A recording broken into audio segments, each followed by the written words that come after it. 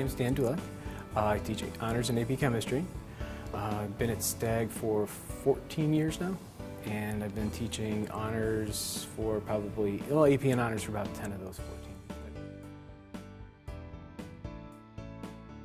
No, it was very interesting to do. I just kind of went to a conference over the summer, and they had the TED Ed people were there starting this new website called TED Ed, and they were looking for teacher lectures that they could post and animate. I audio recorded it, so they got to listen to my voice, and then they animated it and sent me the video, and I got to, basically the whole thing was my idea. So the animation, I didn't draw it, but I told them what I thought would be great to have in there. How many people have watched it? So, most recent? Not that I've noticed, but there were 30+ thousand on YouTube, and then like 20-something on the TED Ed, and I think they count them separate. So about 70,000, I think it's up to. So, and a lot of people use it for flipped. So instead of like teaching that lesson, they'll have their kids watch it, and it's kind of like part of the idea is embedding it as a flipped idea as opposed to your videos or stuff that you record or pencast. It's another option, and there's a lot of videos on there. If they haven't checked it out, other teachers, from English teachers to social studies to psychology.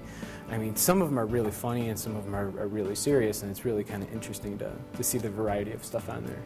So it's a great little resource. Friday we did a lab, and it was all using these Pasco data collecting devices.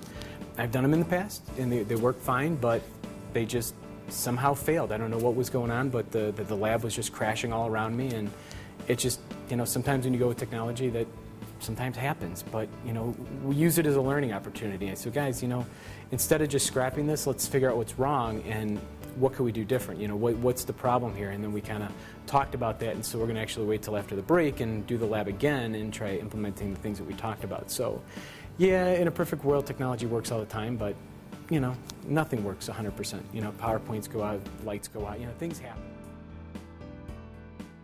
Could I do technology-wise? Could I do a video lesson on this? Could I do a simulator thing that's on the, you know, on the websites, or is there some sort of lab that we can do that would better explain this kind of thing? So it's not necessarily that the technology should come in and change everything you do 100%, but it should just be some other layer that you can add on at certain times, and other times you just don't. You just kind of do it the old-fashioned way or whatever way you feel is best. And like I said, start small. You know, I don't want to jump full force into something. I want to sample it a little bit, get my feet wet a little, feel what it's like, and then take more of a deeper plunge. I try to, you know, link with a lot of teachers across the country. You know, there's people that are, you know, in chemistry and in science, and even people that are not even in science, but just in education in general. And again, just kind of just going through, you try to sift through some of the ones that are about their personal life, but I'll say a lot of them are more business related, more of like, oh, check out this website, and you link to that website, and you're like, oh yeah, that is an interesting article, and then you link it to somebody else and retweet it, and you're just kind of like in that network of sharing ideas, and just being exposed to different things that I've never seen before. You know, you see an email, you don't want to sit there and read through the email. The tweets are nice because they're short, they're concise. You click the website, you like it, you can save it or you can move on. You know, just opened up a whole new world for me. Like, at least exposed me to so many things.